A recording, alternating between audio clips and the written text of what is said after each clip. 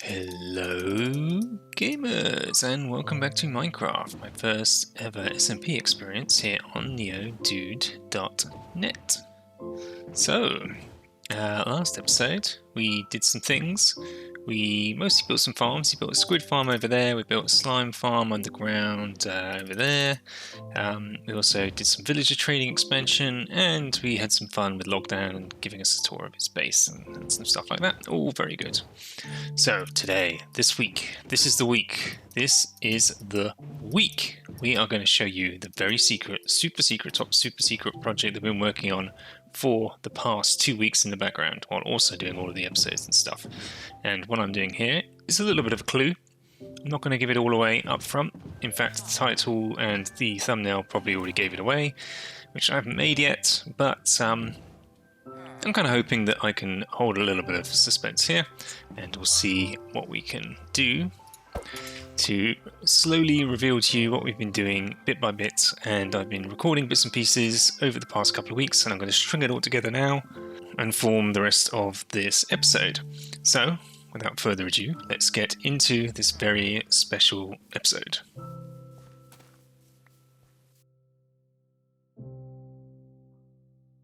Just over here in Dude Town, Treeweaver was building a really nice little building over here with some other people, and Razor's here and a few others, and yeah, it looks pretty nice. They're making a little mini remote base out here in Dude Town, and I had claimed this space that was previously just a pile of bricks and some water.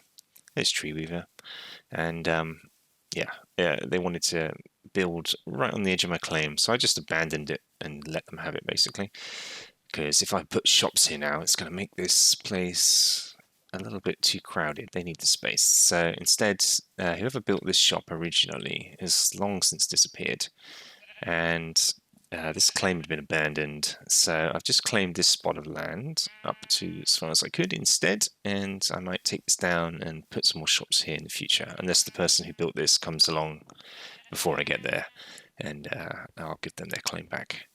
Yeah, I think that's going to work out nicely, and while we're here we can check out the shops and see how well they're all doing.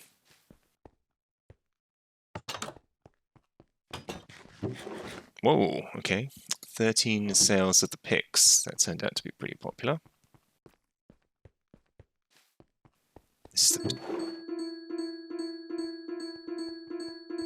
Someone's buying right now. That's good to hear. Potatoes. Somebody actually bought potatoes. Wow. Oh my goodness. 18.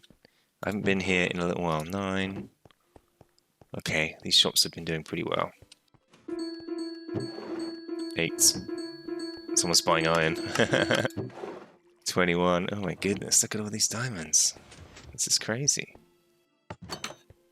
And the iron, we just heard some. Oh my goodness, a stack and a half of iron.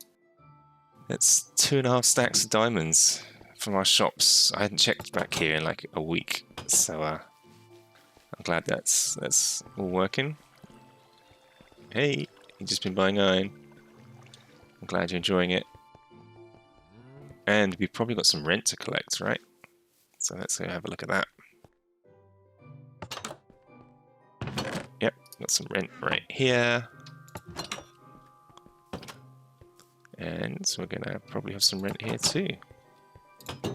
Yep, bing bing, there we go. Perfect. That's a pretty good haul. That's biggest haul yet, just because I left it for probably at least a week since checking, so 2 2/3 stacks of diamonds from the shops. I think I'm going to have to start restocking again soon.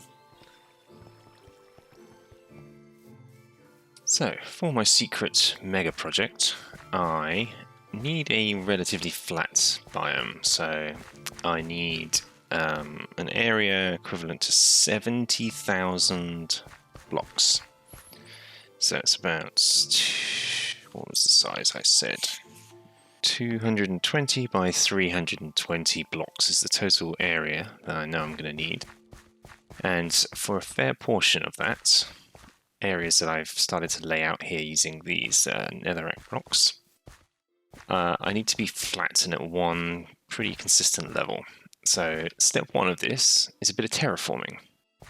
I'm keeping it kind of low. I'm keeping it like 1 block above the water level here, because this plains biome, which I've chosen in my house, I chose because it's relatively flat, and it has a swamp next door, which are also relatively flat.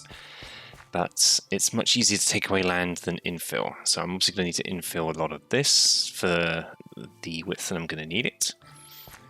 But at the same time, it's much easier just to take away a lot of land. So like this hill has got to go, a bit of that hill has got to go, some over there, way back a couple hundred blocks over there, there's quite a bit of land that needs to go. So that's just way easier to do. So that's why I'm keeping it kind of low, and I'll build everything else up around it and re-terraform after the fact to make it look nice and tidy. Step one, I just need a clear open space at level, what level are we at? Y64 to be able to build. Okay, I'm having to try and build as I go here with my secret project. You can see the beginnings of it here. This might start to give away what it is, but I had to do a lot of landscaping. So pretty much from where this blue line currently starts, this was a hill, and it went from more or less the level I'm standing on now all the way across to the other side to where my beacon is there and over to the swamp. So I've just sort of taken this away. I've been through 2 spades doing this. There's a lot of landscaping to do, but I'm getting the basic shape of what I need in around this end of what this is going to be. But this is just the beginning. Okay, I've made some pretty good progress here. I've demolished a lot of landscape. You can see where the floor level used to be, where these blocks were. So let me just take you on a little tour of where we're at so far. So all of this was a hill, is now gone. And then this was all swamp, so I filled this in. This was all like 2 blocks below here, and water, and all of these weepy trees everywhere. So that's all been filled in, and I think there was a hill here that's been taken away. Yeah, all of this has just been filled in. There was a big hill over there I took away. Took away a lot of this land, and then this was lower, so I've had to raise all of this up. As you can see, it's all been filled in, and next we're heading off in this direction, so we're going to need to take out a lot of this hill and a lot of this forest over here. So that's all to come. Progress is being made. It's how much of this do I think I've got done? Maybe less than half of this centerpiece that I'm making here, that will define the shape of what we're going to build. And from this centerpiece we need to go out like 6 blocks in each direction and then start building up around it. And if it's not totally clear yet what I'm building, we are building a racetrack, a raceway for boats to race on the ice, and hence why this is going to be quite a large track, because it needs to take quite a bit of time to get around. So let's get on with taking away the rest of this hill.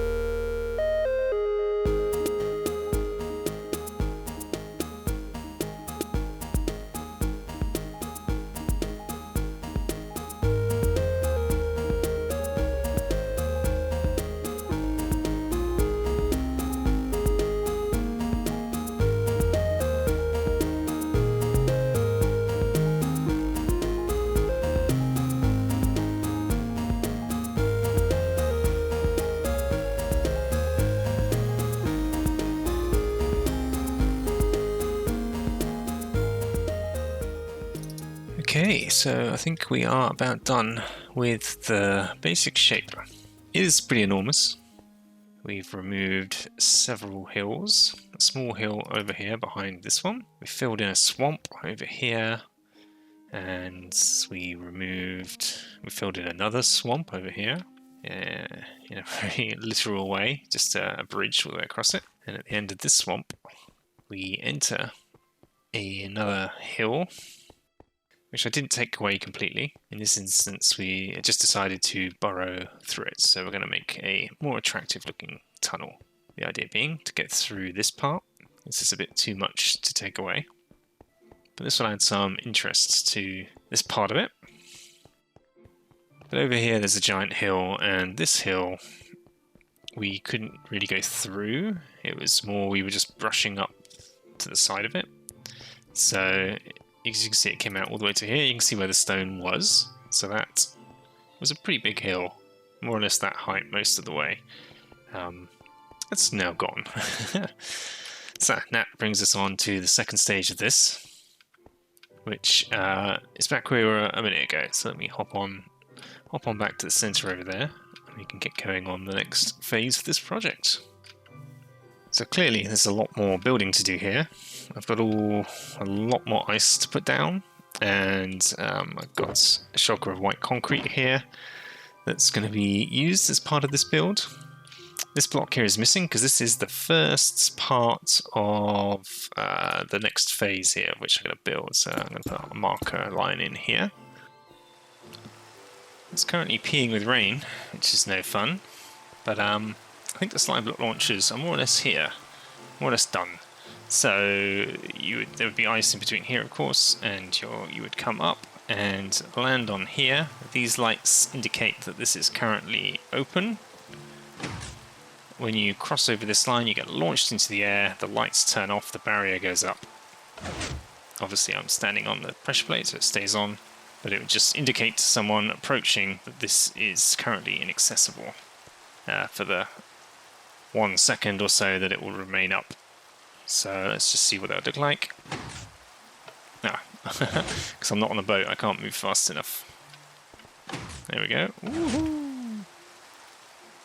It stays up for just under a second, so if you're coming up right behind someone else, you're going to want to choose a different alley. So I'm going to decorate this and tidy this up a little bit and start making it look great.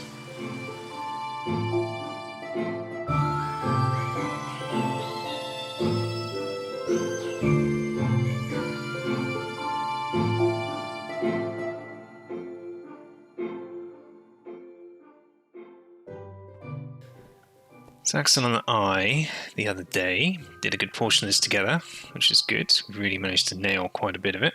And Axel and Pexi, I think, have both been out here and helping to continue this guy. So quite a bit more of this has been laid down, which is great. Oh my goodness. Guys, you've done a lot of work. Okay, so the next thing on my list here is something to do with the start-finish line. Like, this is all well and good, but it's not a very fun or accurate way to start a race. Like, just lining your boats up here, trying to get aligned and trying to say 3, 2, 1, go. It's like impossible, because most people haven't got voice chat and they're just using text chat in the game. So we're going to make that much easier, much more fun for them to be able to do. And we're going to do that by building something at the start line here to make that fun. So this is the mechanism for starting the race. Obviously it needs decorating. At the moment this is just bare bones functional prototype, but there will be a way to get up here, and on top of here there will be like little places to place your boat.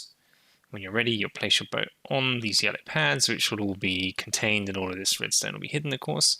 You'll sit here and look out across here. That will all be contained as well. You'll just see the lights, and the idea being, whenever you're ready, you can have up to 4 people race, and you go start, and you get what? And everyone gets dropped down. Isn't that great? 3, 2, 1, go, go, go, go, go. Everyone drops at the same place at the same time, and it's all timed perfectly. Any one of the people in any one of these spots can push this button. It doesn't matter if they push it multiple times, doesn't make a difference. So these are all powered by default. It's just a simple line of redstone around the back of these pistons, and it's powered by this redstone block here. And when you push this button, there's just a line of redstone across the top of this that flicks this. These observers see the redstone up there, they're pointing upwards. They see the redstone powered by the button. That sends a pulse here lighting this redstone, which comes along to over here. And this is just basically a series of delays. So it pulses this redstone block to here, which powers the whole circuit. So bing, immediately lights up this one. Then it goes over there. There's a delay here. I needed, because of the redstone block being in the way, I had to put a note block over here. So that's got a delay on it to make sure that that lights up and that dings at the same time. Then after that, the signal travels through to the second light and the second ding. Those happen at the same time, and then another little delay later, the third light and the third ding go off, and the redstone signal comes out. And then it splits. One way goes here, and it goes ding, ding, ding, ding. These are the lights that go across the top, and at the same time, the same signal comes all the way back here to here, where this guy sees that signal coming from over there, and it turns on and off. So it turns on once, this sticky piston picks up the block, it turns on again, and it pushes it back down again. So that opens and closes these for the length of duration that that pulse is on for. And that's pretty much it. I think I just need to tune the note blocks a little bit to get the audio right, and we'll after that we'll start doing some decoration, make this thing look really pretty. So I've been pretty busy over here with some styling bits and pieces. I built the tunnel, which is new. Styled the tunnel, I should say, that goes underneath out of nether brick. Quite like that, gives it a really different feel to the rest of it. Quite a dark looking tunnel. And over here at Startline, made a few adjustments. The Startline mechanics needed some creative thinking because pistons only work inside a claim on the server here. And so this is all controlled by pistons, so this needed to be in a claim. However, the button can't be inside a claim, so I needed to move all of this back a little bit. So I've shifted all that. Everything works now. Ching. And any user should be able to come in here and make that work. Okay, ladies and gents. As you know, I've got a lot of shulker boxes. I use them an awful lot in this game, just for projects and moving stuff around, and I've got quite a few left over here, and some shulker shells that I've been buying off Ollie on the server, because Ollie has a shulker farm, and I'm using them for bulk storage at the moment. So like, this is all dirt and stone and other things, so it's really useful for those purposes. So I'm making good use of them, and I'm also selling them. So on Auction House, earlier on you saw me sell up some prismarine stuff. Sold items, recently sold, sort. So I did the prismarine boxes, like sold the first one for 30, went like hotcakes. Sold the second one for 40, went super quick. Now I sold a whole shulker box of dirt to someone.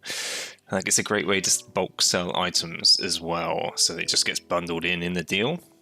Now, I'm not going to be selling shulker boxes to anyone directly. They're just going to be part of the deal for selling bulk things, and yeah, bulk storage and then projects. So I have been doing a lot of selling on the auction house. So if we go to balance top here, because I've got my iron farm and I've got my food farms that produce a lot of stuff every day, and at Warp there's the shops at Warp where you can sell stuff.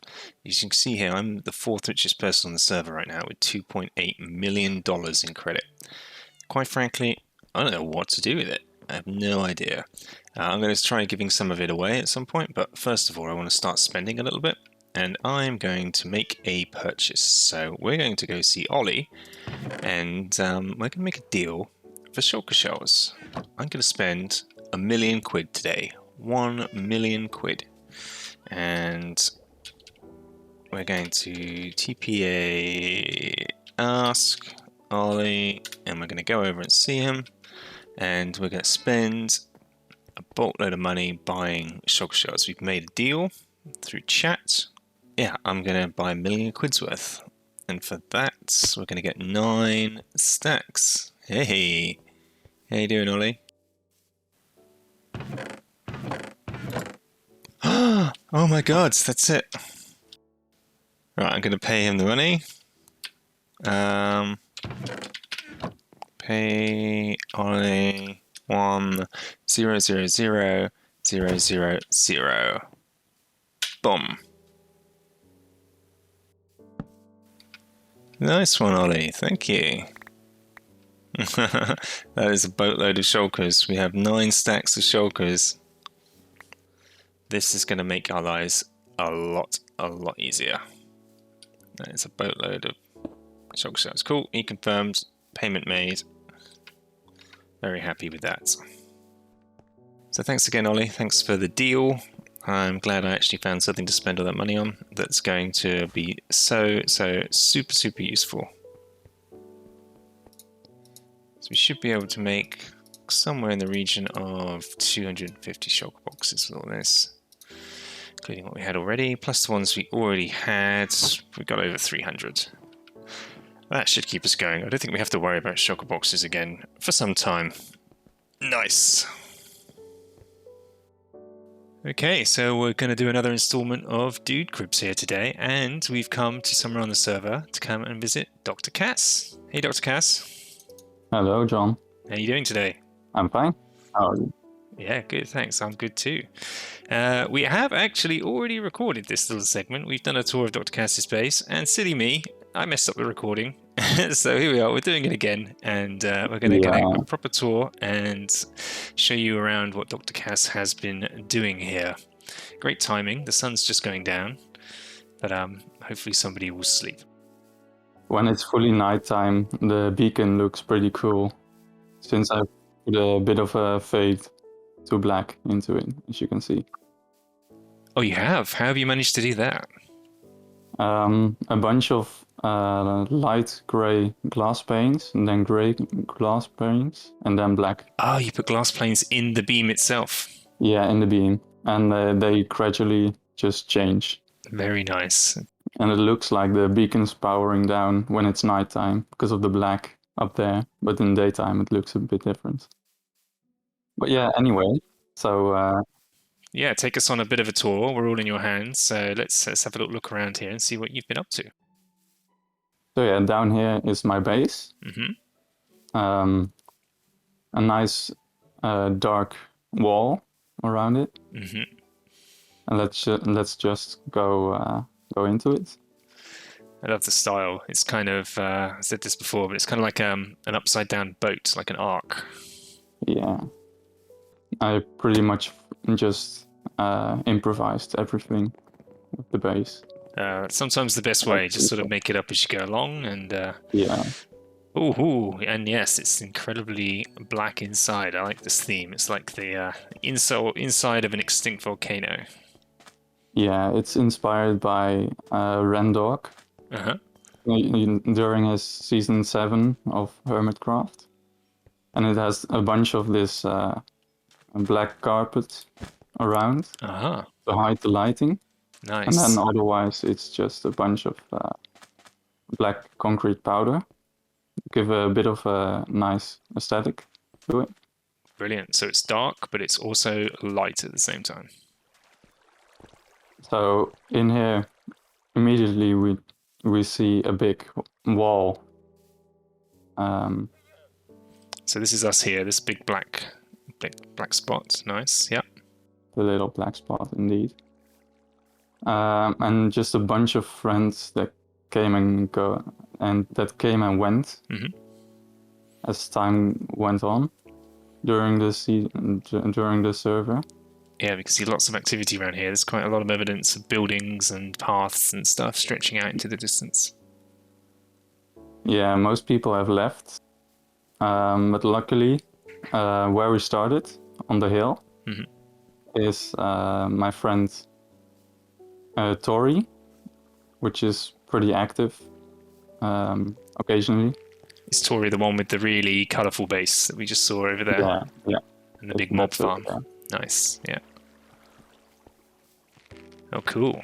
This looks a little bit different. Have you been working on this room too? Well, the previous session with the failed recording, I had a bit of a farm stated in here. And I chose to get rid of the farm and change it up a little bit for you, I guess. Oh, thank you. These are some of my favorite materials to use as well. I love the warped stems in the 2 different colors, crimson and warped. The sound drives me crazy. It sounds like you're walking on like plastic. But the colors, yeah, the colors, I absolutely love the color combos. It's so vibrant, and I like what you've done with the vines as well. They're really nice. And even the walls look. I didn't notice the walls last time. Like the really nice gradient of wood that you've got going up here. I love this. Yeah, it looks better outside, I think. But yeah, let's go up. Woohoo. Then all the way up, we're getting attacked. I think he spawned up there on that block. Oh yeah, and probably jumped down. So this is just my bedroom and my enchanting room. There's not much else here. It's just a bunch of dead space, I guess. And a beautiful view. And a beautiful view, indeed. Very nice. Even on the other side, it's just ocean. But it's still pretty nice. Then in the middle floor, you can get down the stream. Yeah, cool. It's just a bunch of storage. And yeah, just some music, I guess. Not much else. Just a bunch of storage. Yeah, that's cool. Yeah, I like the style. Very nice. How do you know what's what? Is it just from memory? Where to find stuff? Yeah, it's just from memory, since I'm the only one that has access to the chest. So makes sense. Why bother putting signs or item frames in front of it? Just adds lag. Yeah. Yeah, and it's also harder to access the chests sometimes. So that's why I refrain from using those. Oh yeah, there's a little secrets down here. Yeah, it's a little secret. So down here we have a second area of storage. Wow. Yep, that's a lot of storage. It's a lot of storage. This used to be a cactus farm, this little room, but I made about a chest of cactus and I was like, okay, yeah, that's enough. Yeah, you get to a point with cactus and you just don't need any more. You can make XP farms out of them by smelting it all, but yeah. Oh, yeah. But then I needed some more chest room, so I decided why not just change this room to the chest room. Makes sense. Very nice. And through here we got a wool farm. And yeah, we have a nice overview of my workers. My little sheep. You got one of every color in here? Yes, one of every color. Nice. Well, it depends. Some of them don't do as well, but it's about 18 stacks now per color. Whoa, that's a lot of wool.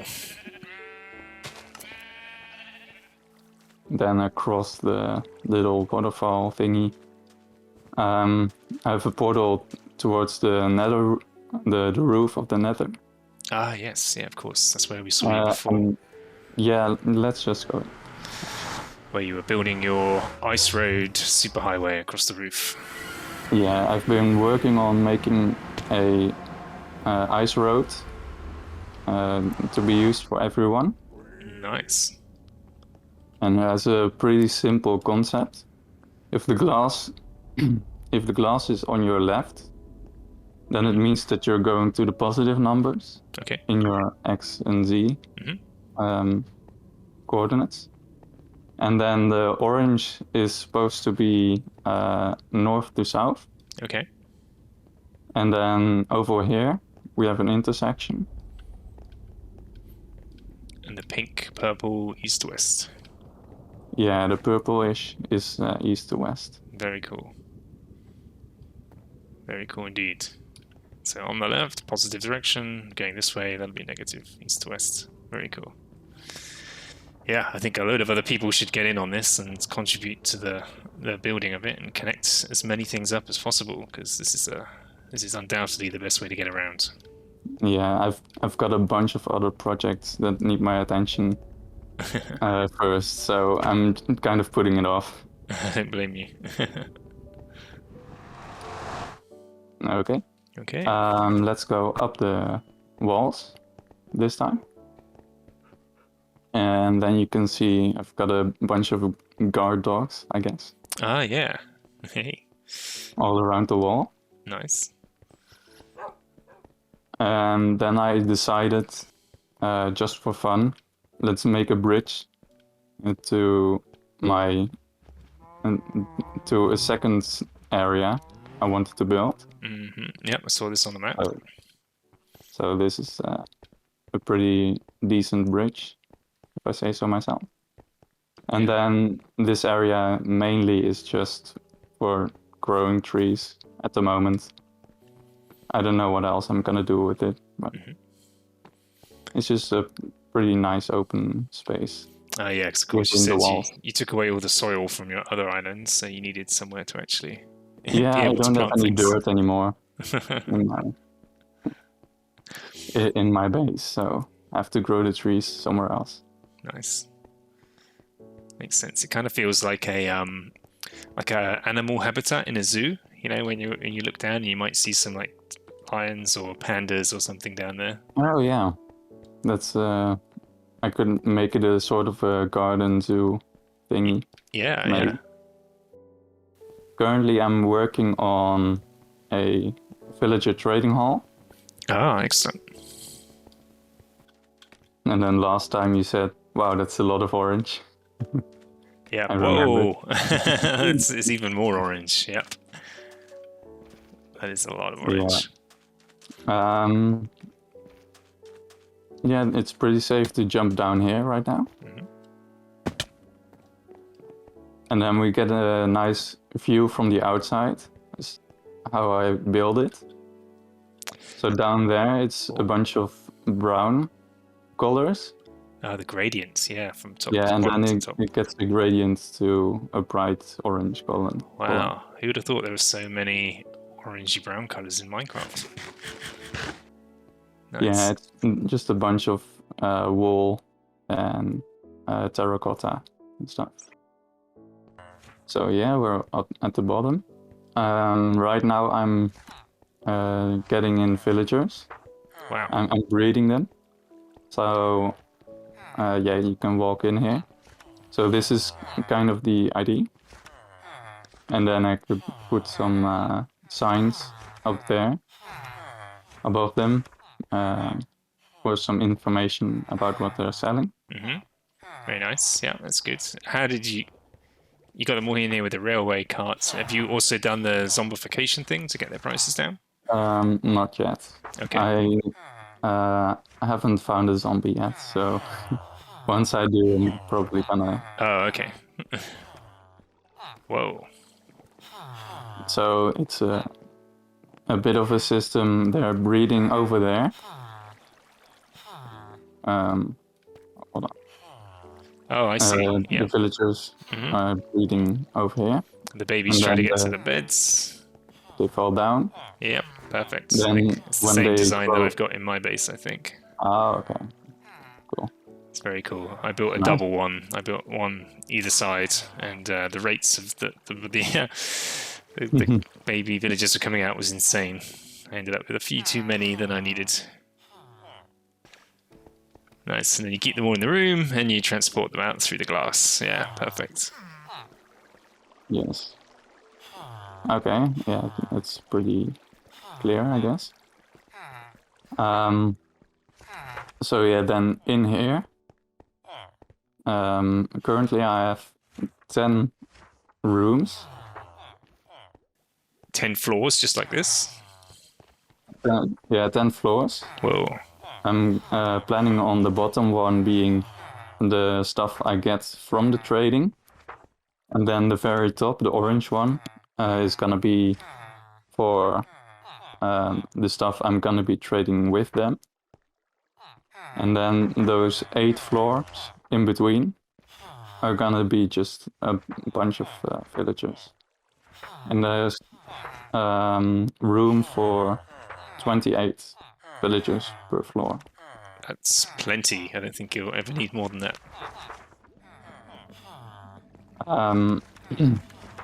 So, and then we have a Woohoo! Block swapper. Nice. bubble elevator, block swapper down there, like you have in your house. And that's about it for this area. Super cool. Yeah, okay, so let me just go /back to go to my farm. Ooh, okay, we are very high up in the air. Indeed, yeah, we're very high up. So, we have to be this high up to manipulate how raids work in Minecraft. And as you can see there's just a little cross of glass. There's actually a villager in there, which is gonna start the raid when you get close. And then, when the raid is started, all of them spawn in on the top platform above you. Gotcha, they're up there. Some water pushes them down, and you can just kill them. And since we're far enough away from the village, the game thinks that those raid captains we kill are just regular ones, so we get the bad omen effect again. And again, and again, and again, and you just get tons of levels of raids happening all at once. Yeah, and it goes really quickly. And they all come to here, which is where you take them out, right? And collect all the drops. It's designed by Logical Geek Boy, I believe. Yeah, he's one of my favorites. Yeah, and then the boats are here because sometimes there's gonna be some vexes, and they can fly through blocks, but they get stuck in the boats, so it's just to keep you safe. Fantastic. And then all the drops get collected over here, and is this an item sorter as well? Yes, indeed. It's sorting out emeralds, sticks, well, it's because witches also spawn in the raids. So you get a bunch of drops from the witches. It's like glowstone, redstone, sugar, and that kind of stuff. But all of these chests, this entire wall back here, it's all non-stackable items. And you can't sort non-stackable items. But what I do want from the non-stackable items are the totems of undying, which I'm selling at one of your stores. Indeed, yeah. And I've seen your stock levels that you have there. It's insane the amount of totems that you have. Incredible. You've dug out an entire storage basement underneath just to house them all. Yeah, it's pretty stupid. How quickly you get them. Insane amounts of totems of undying. So I have about like 500 of them. Whoa, okay. And I have no idea how to get rid of them. So I even made it a slight modification at your store. So now it drops 2 totems. Oh, wow. And then lastly, I've been working on a gold farm because I need a lot of gold for the golden apples to exchange the villagers. So this is the gold farm. Whoa. Okay. But currently it's not working as efficiently since I still need to mob-proof down here. So this farm works by using a sweeping edge and looting sword. Gotcha. When you kill them all, a bunch of items are gonna be collected.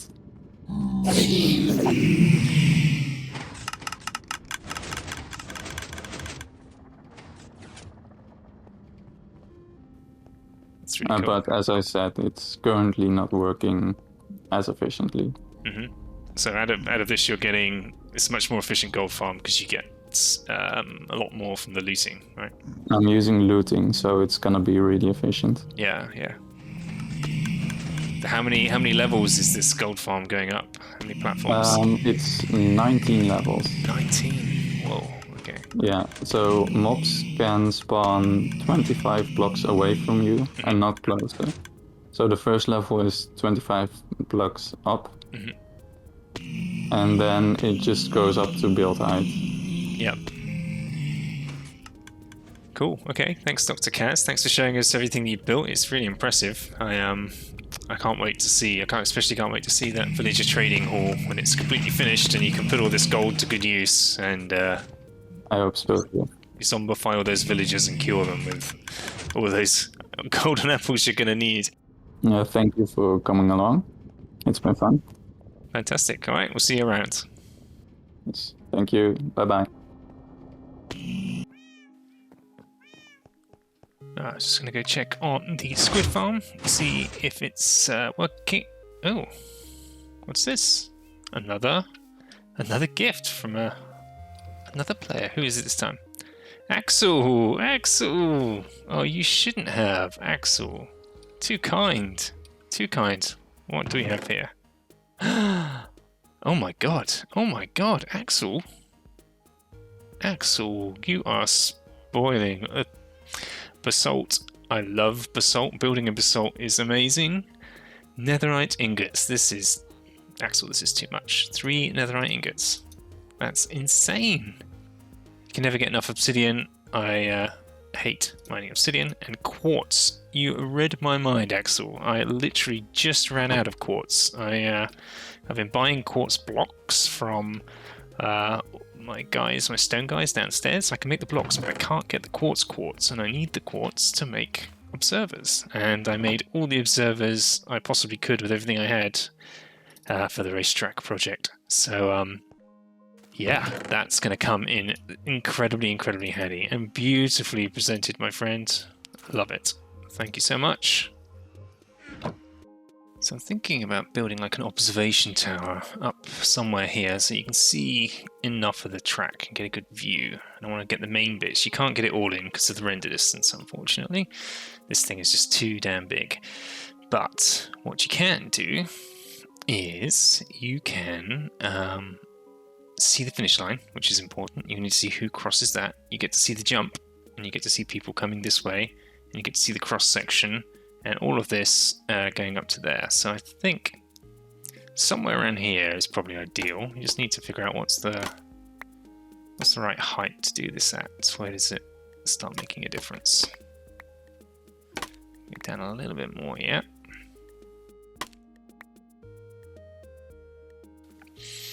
Somewhere around here I think should do the job nicely. So I'm going to come up with a nice little design here for a tower and build that up. Okay, and so the tower is done. We now have a wonderful view across most of the racetrack. We can see the finish line. We can see the jump. We can see the beginning of the loop and the chicane over here. And all the way going off towards the tunnel in the distance. And then we have a way up and down. So the whole thing is just built around a bubble elevator here. Let's go down and have a look at this thing from the ground. There we go. Isn't that a sight? What a thing of beauty. I love it. Absolutely love it. Tried keeping it in the aesthetic of the race course. I think it works pretty well. So that's for the people who want to come and spectate while the races are going on and get a good view of the race course. Yeah, the tower looks particularly glorious from this angle too. And you might be wondering, what are all these shulkers doing in here? So last episode when I went to collect my prismarine, I noted that I had something like 12 double chests of raw cod. So I've just brought a lot of it home. How many was this? 2, 4, 6, 8, 10, 12 shulkers of raw cod I brought home with me. And I've been putting my super smelter to good use. This thing has been cooking up a storm, and I've just got the last of it flowing in right now. And this is all cooked cod. Now, all of it is cooked. That's the last bit to go in there, and then we'll have all of those full. And what I hope to do with this is make a food dispenser at the racetrack, at the raceway. Because people are going to come there to race, but they may not remember to bring some food with them. And wouldn't it be great if there was just somewhere to get food? No charge, just push a button, dispense some of this. I'm not sure how much, probably like 16 at a time, 32 at a time, something like that. Enough to keep them going for some time, so they don't have to worry about starving or being hungry while they're having fun racing. And we'll come up with a nice fun machine that makes it a bit of an experience for people to get that cod. Lockdown's just been helping me test a few little things around the track here. I gave him a preview, and yeah, he's been helping me out, just testing some of the claim mechanics to make sure the public can use the bits that matter. And I gave him a gift. I gave him a whole stack of sea lanterns in order to help me. I think he's just about to treat me by upgrading my gear for me, which is going to be very kind of him. He did it. He did. He netherited them. Oh my goodness. Thank you, Lockdown. That's super kind of you. Very kind. Very kind indeed. And the last few little things around here to finish off, and we can start getting ready to think about opening this up to the public. If you remember earlier, I was cooking up all of that cod from our prismarine farm as well.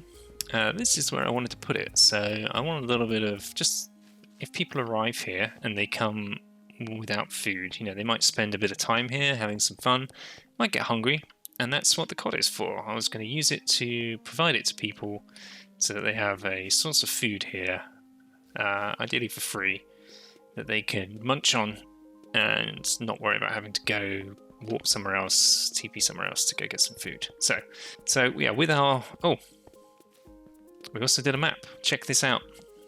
Did a big map here. What is this? A 5x3 map of the area showing the racetrack, so you can see the overview with us marked in the center right here. It looks pretty cool. Looks pretty cool. So this is the start line and the pit. That's the tunnel and the chicane and the big loop, and then the jump right there, up and over the top and back down to the start line. Then you get to see the tower in the center here, the portal, and the bedroom right behind us. And you even get a little bit of VänLand over here on the side. There's the windmill at the very top. That tiny little thing there, that's my base, and my farm, and the house, blacksmith's house in the village that I built. So yeah, looking pretty good. So yeah, I started making this cod thing, and I thought it was going to be a really simple thing, because what I want it to do is it's on claimed land, so all I want people to do is walk over and step on a pressure plate, and that pressure plate will activate the system, and it wants it to spit up cod all around them in the quantities I define. And then every time they step on the pressure plate, it spits out the same number of cod again. That's what I wanted to do, and I wanted it to be completely underground, so that all of this stuff would just be at ground level. It turned out to be quite a difficult problem to solve, actually.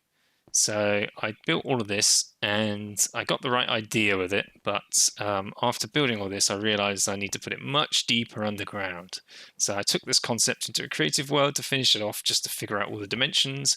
Now I'm going to rip all of this out and rebuild it from scratch under here. Is the plan. So that's what I'm going to do now. Alright, so Operation Give Me Fish is more or less complete. First proper tests with it fully stocked. Woohoo! 20 fish. Now I can change the amount. I might halve that. So it lasts twice as long. But let me show you what's going on under here. So we've got this sort of Death Star reactor-like contraption in the middle. It's just a bunch of droppers all pointing up, and that's powered by these observers. This one points out to this, which powers this, which powers this, and this one does the same, and this one does the same, and this one does the same. So they all power each other, one after the other, going all the way up the chain. So if there's something in here, it's going to get passed from top to bottom. That's just how that's going to work. We've got hoppers. Oh, let's go down and look at the rest of the redstone. So down the very center of this, where the pressure plate is standing on an observer at the top, and there's a column of observers that come all the way down to here. So the standing on the pressure plate puts a pulse into this piston, and that it pushes this red block down. It's a one-tick pulse, so it's short enough for this to get left behind. It will get left behind right there until the pulse turns off, and then it'll collect it again and pull it up. That sends a pulse over here. We turn this continuous pulse into a short pulse, short enough for this hopper clock to start. We currently have 6 items, so we were going to... So this gets turned into a continuous pulse. The hopper clock pushes this over for that amount of time, which is now 3 blocks. That in turn starts the same. This is the very same circuit we have in the shop, the big shop that dispenses multiple items. It goes into here. This block got stuck as well. That shouldn't happen when we fire it naturally. So this block, one tick pulse, fires this up. That kickstarts this system. This is permanently powered for the time that this is across. So that allows this signal to go round and round and round. And this pulses, the time determines how many of these pulses occur. And when that time is up, this will get retracted and the pulse can't travel any further.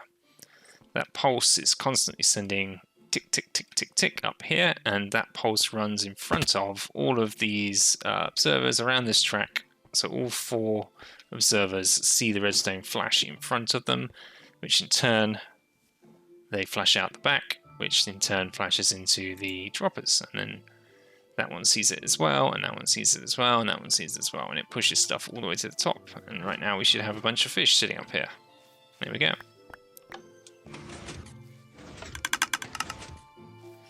Okay, 8 fish at a time. I think that's good. That's a nice little snack for people. There should be plenty of food to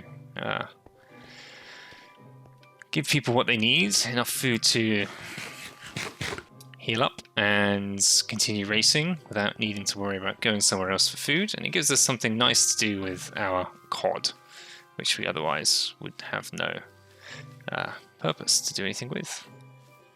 Saves throwing it away. We're going to give it away, and we've got to experiment with a fun redstone contraption in the meantime. So I've never done anything like this. That's been fun to learn how to use it. So let me give you a little tour here of where we're at with this and how the racetrack part works in particular. So we have welcome to VänLand Raceway. Grab a boat, head upstairs. There we go. It's the same again. So you grab your boat from here. Go upstairs. You place your boat on a yellow starting position and press the button to start a race. So we'll choose our starting position, get in the boat, and whoop, 3, 2, 1, and we're off. And we go up. And this here, this is our first little bit of redstone going on. So that set of pressure plates in the ice there, that pops these guys up. You can see them marked. They're there. There's 6 of them. So this is a catch-up mechanic. So it's right near the start line. So when you're starting the race, you'll go over it. Probably somebody will at least, and see that happen. And that won't affect the race, but it will serve to educate the player around what these do. It shows you what they do. Ka-ching. Up pop the ice blocks, and you think, oh, that's cool. And when it comes into effect is in later laps. So if you're continuing to go around, it's a catch-up mechanic for players behind. So if someone's way ahead and they're coming up to this corner, someone flips it, they've got to make sure that they navigate around or between it in order to avoid being slowed down. So that should enable some players to catch up a little bit. And then if you come around this corner, there's a second one right here as well. So if you go over these pressure plates, then they pop up right here, getting the people ahead. both of these are just the right distance away that if you're going full speed in the boat, you wouldn't take yourself out. Like, they would collapse, they would go back into the ground before you got there after triggering it yourself. Of course, somebody else can come up behind you and trigger them again, so there's always that risk. And then we have the jump, and the jump is a Slimeblock launcher, and you're supposed to line yourself up with one of these. That'll launch you straight up like that.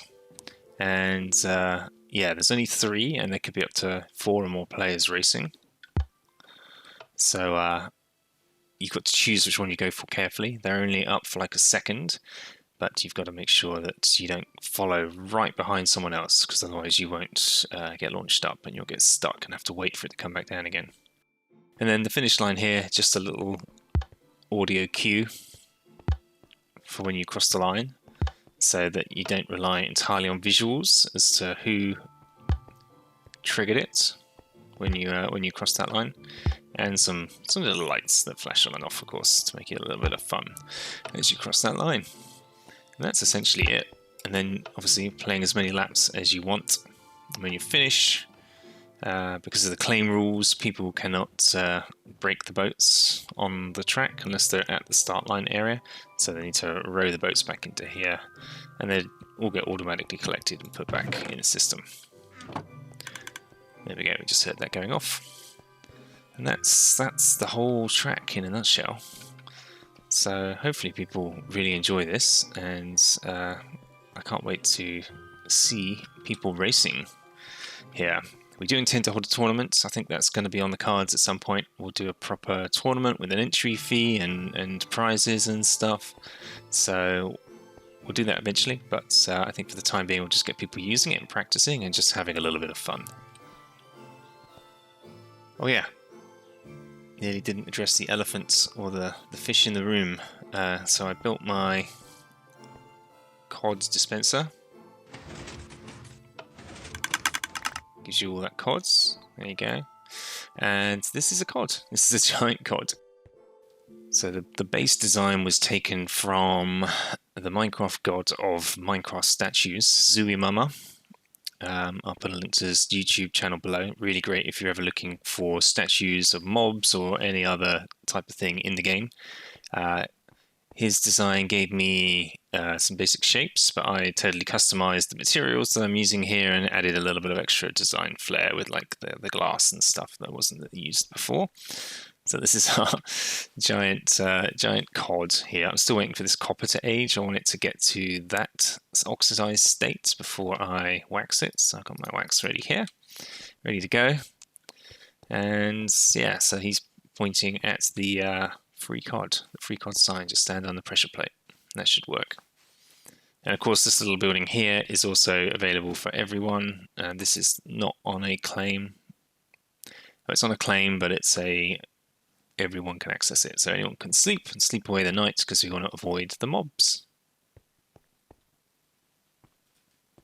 So I think we're about done. I think we're ready to open this guy up to the public, let folks in, let them start having some fun. And yeah, I've spoken to the mods, and they have said that they're going to help set up a warp location here. So keep your eyes peeled over the next week. Hopefully you'll see this on a warp location. Please check the description below. I'll put it up right here. Here's the coordinates. Try and find your way here. There's a portal as well. I'll leave all the coordinates in the description below if you want to come here and find it yourself. And start having some fun, having some races. Bring some friends, race together, and give you some feedback. I want to know how you enjoy it. And given a bit of time, we'll start some tournaments and things. Very nice. So I think we can leave that one here for today. So thank you so much for watching. I hope you all really enjoy racing around the VänLand racetrack. I wanted to give out a couple of special thank yous. Firstly, to my VänLand brothers, Axel, Pexi and Gura. Thank you for your help. You really helped me with the initial track construction and a lot of the digging and stuff. That was super, super helpful, and I appreciate all of the time that you guys put in. Thank you, Lockdown, for helping me test a couple of things and for also helping me upgrade my gear. And a special thank you to Dauntless for helping me sort the claim issues that we were experiencing with getting some of the details finished. And a future thank you to her as well for the warp location that's coming sometime soon. And one final special thank you to RenDog of HermitCraft fame for the inspiration for doing this project in the first place. I love your work, man, and this is an homage to what you did in Season 6. Thank you. And enjoy. I hope this is a nice addition to the server that people will enjoy for weeks and months to come. And yeah, look forward to hearing the feedback on how you enjoy it. Take care for now. We'll see you all in the next episode. Bye for now.